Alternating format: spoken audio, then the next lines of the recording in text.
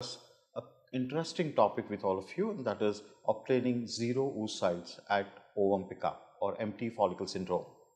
Empty follicle syndrome is when you do not obtain any oocytes in spite of a good ovarian response seen on an ultrasound, raised estradiol levels, and a very proper ovum pickup being done.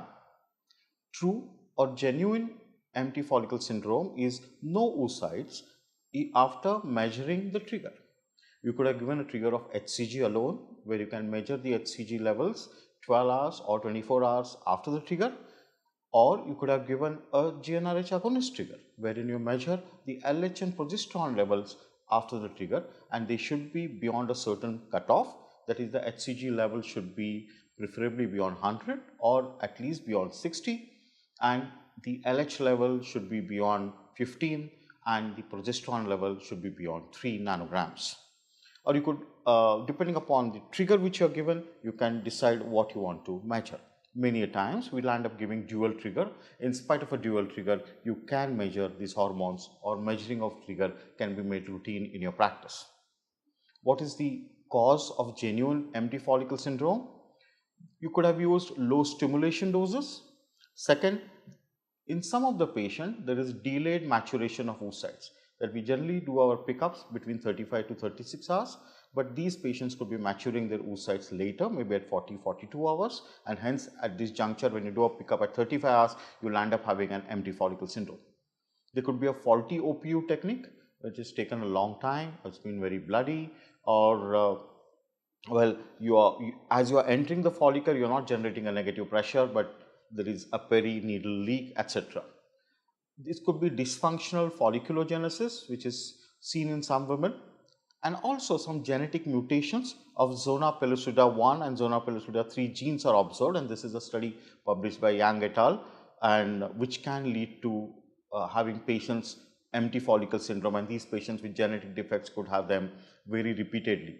So if you could have, your patient has faced a genuine empty follicle syndrome once or twice, it is worth testing the exome analysis to find out these kinds of mutations. The common ways all of us can prevent it is by using the correct doses and quality drugs like Gonal-F, Pargovaris or Menopur, and in an Indian scenario, a typical dose of 225 to 300 or more can be used. Either you can give a double trigger with an agonist at -40 hours prior to OPU and HCG at -34 or 36 hours when most follicles are beyond 18 millimeter. But you don't use HCG whenever your estradiol levels are high or beyond about 5000 picograms, when the chances of OHS are going to be very high.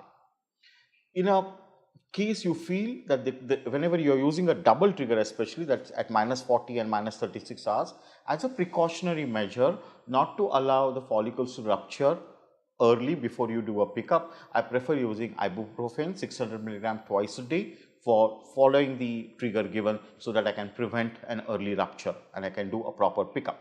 And always measure the triggers 12 hours after the dose has been given.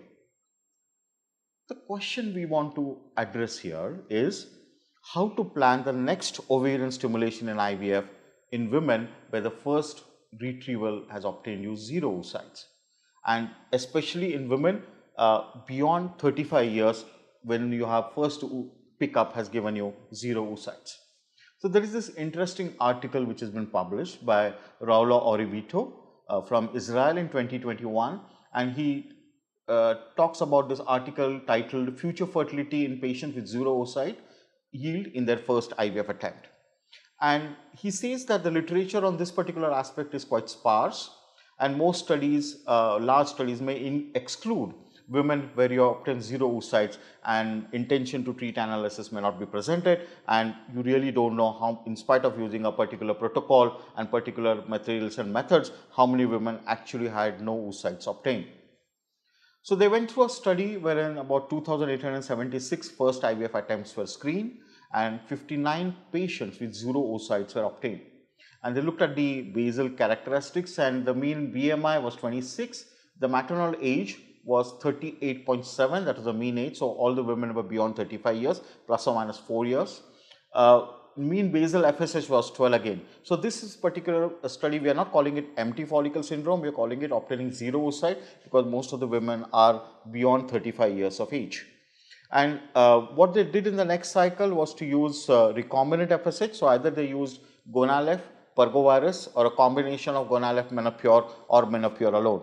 And they always give dual trigger to all these patients, all these 59 women after obtaining the zero oocytes in the first cycle. If we go through the duration of stimulation in this second cycles and the subsequent cycles, it has been about 9 to 10 days, while the total dose of gonadotropin which has been used is pretty high.